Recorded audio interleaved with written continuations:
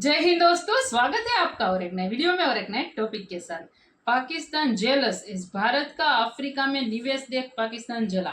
तो चलिए दोस्तों डायरेक्टली वीडियो ही स्टार्ट कर लेते हैं। कितने जले हैं देखते हैं। आशा करें कि वीडियो पसंद आएगा दोस्तों, और पसंद आए तो लाइक और शेयर जरूर से ठोक दीजिएगा। तो चैनल पर पहली बार है सब्सक्राइब नहीं किया तो साथ में सब्सक्राइब भी कर दीजिए। चलिए स्टार्ट करते हैं। शर्म से डूब बनने का मुकाम है। तो एक तरफ हम पाकिस्तान में रुपए के लिए तरस रहे हैं कि यहाँ पे कोई इन्वेस्टमेंट कर दे, लेकिन मज़े की बात यह है कि मुकेश अंबानी साहब जो हैं वो अफ्रीका के अंदर इन्वेस्टमेंट्स कर रहे हैं। सानिया 9 मई की सूरत में हमने देखा है। अब ये जो सानिया 1971 का जिक्र करके बकायदा डराने धमकाने लगे हैं। अब ये टेलीकॉम सेक्टर में घुस रहे हैं, ठीक है, पहले घुसे हुए थे लेकिन अफ्रीका में जाके घुस रहे हैं यार। अब आप इमेजिन करें कितनी बड़ी वर्थ। आपको हैरान कुन बात जरा मैं बताऊं, वो ये है कि ये मुहिम आज चलाई जा रही है। अफ्रीका में इन्वेस्टमेंट कर रहे हैं, लेकिन वो पाकिस्तान में तो कभी इन्वेस्टमेंट नहीं करेंगे। वो क्यों करें वो पाकिस्तान के अंदर इन्वेस्टमेंट? क्या है यहाँ पे? तो दूसरी जानिब शहरियों ने यौम मई की अचानक तातील पर हैरानगी का इजहार करते हुए कहा है, बहुत बहुत मुबारक हो कि रोटी 20 रुपए और 16 रुपए की है, आटा कहीं मिल नहीं रहा और दर दर कशकोल लेकर हम फिर रहे हैं, लेकिन हमारे पास बम है। शेख मुजीब पाकिस्तान का गद्दार था और उसने अपने इंटरव्यूज में पाकिस्तान तोड़ने की बकायदा ख्वाहिश का इजहार किया, बार बार किया, सिर्फ एक बार नहीं किया। और ये लोग अब उससे मुहिब्बे वतन साबित करने चल पड़े हैं। हम जा रहे हैं सऊदी अरब, हम जा रहे हैं चीन, हम जा रहे हैं अमेरिका, हम जा रहे हैं यूरोप, पैसे दे दो। आपके पास खाने के पैसे नहीं है, आपके पास सोने के लिए बिस्तर नहीं है, आपने एक क्लाशनिकोव रखी हुई है, तो आपकी इज्जत कौन करेगा? बल्कि अब इससे बढ़कर भी आप देख लें कि मुल्क तोड़ने की बकायदा धमकियां देने पर उतर आए, तड़ियां लगाने पर आ गए हैं। हेलो फ्रेंड्स, जय हिंद। हिंदुस्तान स्पेशल में आपका स्वागत है दोस्तों। भारत में इंटरनेट क्रांति लाने वाले मुकेश अंबानी अब एक टेलीकॉम वेंचर के साथ अफ्रीका में एंट्री करने की तैयारी कर रहे हैं। इसके तहत रिलायंस की एक यूनिट घाना में बेस्ट मोबाइल सर्विसेज प्रोवाइडर तैयार करने के काम में मदद करेगी और 5G ब्रॉडबैंड सर्विसेज को लॉन्च करने में सहायता करेगी। मुकेश अंबानी की रिलायंस इंडस्ट्री लिमिटेड की एक यूनिट रेडिसिस्कोप ये काम करने वाली है। इसके एग्जीक्यूटिव डायरेक्टर हरकिरत से ने सोमवार को बताया कि घाना में नेक्स्ट जेन इंफ्राको या NGIC के लिए अहम नेटवर्क इंफ्रास्ट्रक्चर, एप्लीकेशंस और स्मार्टफोन उपलब्ध कराएगी। NGIC इस साल के अंत तक काम शुरू करने की तैयारी कर रही है। ये घाना में मोबाइल ऑपरेटर्स और इंटरनेट सर्विसेज प्रोवाइडर्स को 5G ब्रॉडबैंड सर्विसेज उपलब्ध कराएगी। हरकिरत से ने कहा कि हमारी कंपनी इस पर आधारित है कि उभरते बाजारों में डिजिटल सेवाओं को सुलभ व सस्ता बनाया जा सके। फिर रियासत को अपनी झूठी अना के आगे झुकाने की ख्वाहिश जो भी है, मैं ये कहती हूँ कि ये नहीं होना चाहिए, ये बहुत गलत है। और इन लोगों को जो गद्दारों को मुहिब्बे वतन बनाकर बकायदा पेश कर रहे हैं, जो मुहाफिजों को, जिन्होंने जानों की कुर्बानियां दी हैं, जिन्होंने अपना सब कुछ वतन के लिए कुर्बान कर दिया, उन्हें ये मुजरिम बनाकर कटहरे में खड़ा करना चाहते हैं। मैं कहती हूँ शर्म आनी चाहिए ऐसे लोगों को जो ये सब कर रहे हैं। अच्छा, मैं मानती हूँ कि कुछ गलतियां हुई होंगी, सब मानते हैं, मगर सवाल ये कि सिर्फ अपनी सियासत बचाने के लिए, मुकदमात से जान छुड़ाने के लिए, इक़्तिदार के हुसूल के लिए, डील की खातिर दबाव बढ़ाने के लिए आप मुल्क की इबादत को दांव पे लगा देंगे। शर्म से डूब बनने का मुकाम है। आप सोचें कि उन्हें जो गद्दार वतन के नक्शे कदम पर चलना चाहते हैं, शेख मुजीब पाकिस्तान का गद्दार था और उसने अपने इंटरव्यूज में पाकिस्तान तोड़ने की बकायदा ख्वाहिश का इजहार किया, बार बार किया, सिर्फ एक बार नहीं किया। और ये लोग अब उससे मुहिब्बे वतन साबित करने चल पड़े हैं। चाहते क्या है ये, क्या मकसद है इनके? सिर्फ एक दफा जेल जाने के बाद अगर ये हालत हो गई है तो आज मैं दाद देना चाहती हूँ नवाज शरीफ साहब को, क्योंकि पाकिस्तानी तारीख में नवाज शरीफ वो शख्सियत हैं जिनसे बार बार इक़्तिदार छीना गया।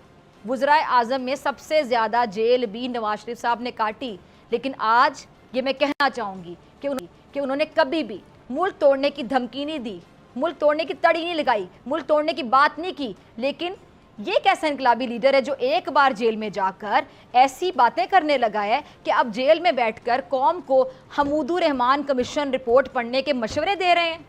और मैं ये पूछना चाहती हूँ, आज जब आपके पास इक़्तिदार था, वज़ीर आज़म थे, आपके पास इख्तियार था ना, उस वक्त क्यों नहीं इस कमीशन की रिपोर्ट आम की गई? करते ना उस वक्त जब इक़्तिदार छिन चुका और फिर मुकदमात से जान आपकी परेशान है और अब आप इस वक्त जाके कह रहे हैं कि ये रिपोर्ट पढ़ें। उस वक्त पढ़वानी थी ना रिपोर्ट, तब क्यों नहीं याद आई ये रिपोर्ट? क्योंकि तब इक़्तिदार की कुर्सी आपके पास थी। अब बांग्लादेश की मोहब्बत अचानक से क्यों जाग उठी है? कौम को दे ना जवाब। जब आप वजीर आजम इक़्तिदार में थे तो बताएं ना, तब कहते पढ़ेंगे रिपोर्ट जाके। ये लोग बड़े फख्र से कहते हैं कि तारीख में पहली बार इनके लीडर ने अमेरिका को एब्सोल्युटली नॉट बोला।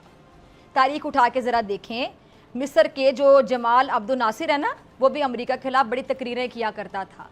वफात के 25 साल बाद पता है क्या पता चला कि मौसूफ खुद अमेरिकी एजेंट थे और उसकी जो अमेरिकी मुखालिफ तकरीरें हैं ना, वो आती भी अमेरिका से थी। कोई बैद नहीं है कि ये जो एब्सोल्युटली नॉट है ना, इसकी कहानी भी इसी से मिलती जुलती हो, जो जल्द सामने आ जाए। मगर मैं मुल्क की सलामती के ज़िम्मेदारों को ये कहती हूँ, हुकूमत से कहती हूँ कि पहले भी इस इंतशारी टोले को आप लोगों ने बहुत ज़्यादा ढील दी है, जिसका नतीजा सानहा 9 मई की सूरत में हमने देखा है। अब ये जो सानहा 1971 का जिक्र करके बाकायदा डराने धमकाने लगे हैं, इसको बहुत संजीदगी से लें। इस पर हुकूमत को, कौमी सलामती के ज़िम्मेदारों को फौरी तौर पर नोटिस लेने की ज़रूरत है। दोस्तों, एक तरफ हम पाकिस्तान में रुपए के लिए तरस रहे हैं कि यहाँ पे कोई इन्वेस्टमेंट कर दे, लेकिन मज़े की बात यह है कि मुकेश अंबानी साहब जो हैं वो अफ्रीका के अंदर इन्वेस्टमेंट्स कर रहे हैं।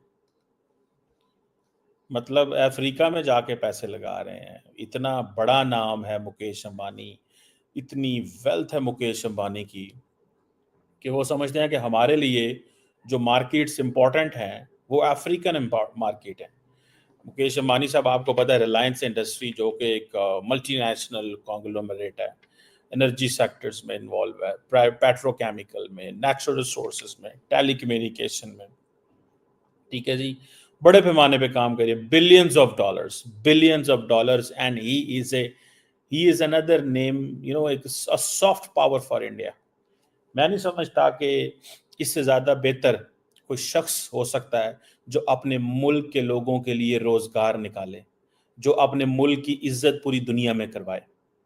उससे बेहतर और कौन शख्स हो सकता है कि जो अपने ही लोगों को रोज़गार दिलाए। अब जिसे वो कहते हैं ना, एयरटेल जो है वो एक इंडिया के अंदर एक हाउस होल्ड नेम है, ठीक है जी, और अब अफ्रीका के अंदर भी वो बहुत ज़्यादा इसके टेलीकॉम के लैंडस्केप में वो जा रहे हैं, पहले भी मौजूद हैं। और जिसे वो कहते हैं ना कि ये देखें, ये है वो वेल्थ, एक तरफ ये है, फिर दूसरी तरफ अदानी साहब को देखते हैं। उन्होंने सुना है कि 3.5 बिलियन डॉलर जो है वो इकट्ठा किया है। रेज करने से मुराद ये नहीं कि उन्होंने इधर उधर से इकट्ठा किया, वो सारी बातें बिजनेस कम्युनिटी से और बहुत सारी जगहों से इन्वेस्टर्स से लेते हैं, और अपने बिजनेस सेक्टर्स जो हैं, एयरपोर्ट्स में, रियल एस्टेट में, डाटा सेंटर्स में लगाना चाहते हैं। हम जा रहे हैं सऊदी अरब, हम जा रहे हैं चीन, हम जा रहे हैं अमेरिका, हम जा रहे हैं यूरोप, पैसे दे दो, पैसे दे दो। देखो क्या किस्मत है साउथ एशिया की। इधर अगर इधर हिंदू मुस्लिम ना हुआ होता, ठीक है, तो आज कराची के बिजनेसमैन ने इंडिया बैठा होना था और मुंबई के बिजनेसमैन ने इस्लामाबाद और कराची बैठे होना था। अब अदानी एंटरप्राइजेज जो है, ठीक है जी, बहुत बड़ा नाम है इस वक्त, इंडियन स्टॉक एक्सचेंज में बहुत बड़ा नाम है, ठीक है जी, और अदानी एनर्जी सोल्यूशन जो है एक अलहदा एक नाम है, ठीक है जी, बड़े पैमाने पे बड़े बड़े पैसे लगा रहे हैं, बिलियनियर्स हैं, और जिसे आप कह लें कि पूरी दुनिया में जाने जाते हैं।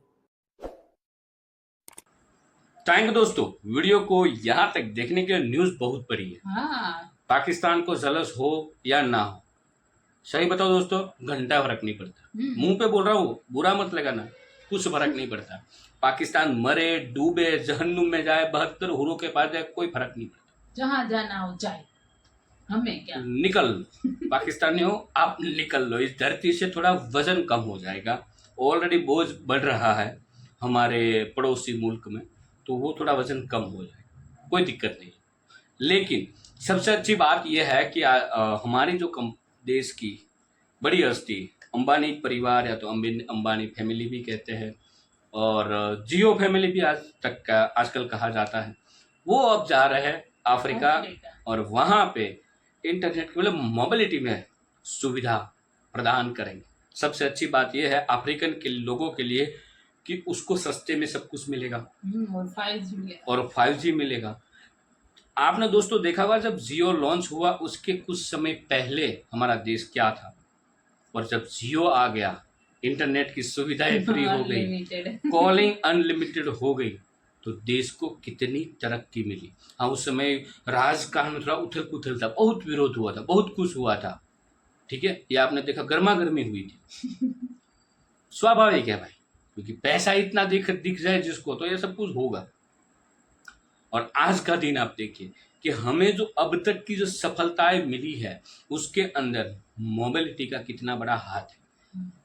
मोबिलिटी सेक्टर की मैं बात कर रहा हूँ, कितना बड़ा हाथ है। जिन लोग, जैसे कि डिजिटल पेमेंट, हम लोगों को किसी को चेक देते थे साइन करके, तो भी डर रहता था कि इसमें कुछ फ्रॉड ना हो जाए, ठीक है। अब तो मोबाइल की उंगलियों पे एक सेकंड के, कुछ मिली सेकंड में पेमेंट हो जाती है। पहले बैंक में जाना पड़ता था, लंबा सा फॉर्म भरो NEFT करने के लिए, क्योंकि इंटरनेट सब लोगों के पास नहीं था।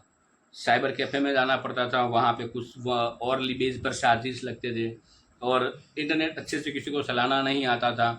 उस समय क्या करते थे, NEFT की फैसिलिटीज़ थी, बैंक में एक खाते से दूसरे खाते में ट्रांसफ़र करने के लिए, या तो कैश डिपॉजिट करो, तो NEFT करो, दो, ठीक है। तो NEFT या तो RTGS करने के लिए बैंक में जाना है, लंबी लाइन पे रहना है, फॉर्म फिलअप करना है, फिर सबमिट करो, फिर 48 घंटे या 72 घंटे लगते थे ट्रांसफ़र होने में।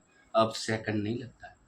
जो भी हो, इंटरनेट की सुविधा देश में आई, देश ने बहुत प्रगति की है। भारत देश की बात करो, अब यदि आप देख लो कि जब ये अफ्रीकन में जाएंगे, तो अफ्रीका के लिए तो बहुत ही बढ़िया बात है, बहुत विकसित होगा देश, क्योंकि हमने एक्सपीरियंस कर लिया है, पूरे वर्ल्ड ने देखा है। तो अफ्रीका के लिए तो बहुत अच्छी बात है, साथ में हमारे के लिए भी बहुत ही अच्छी बात है।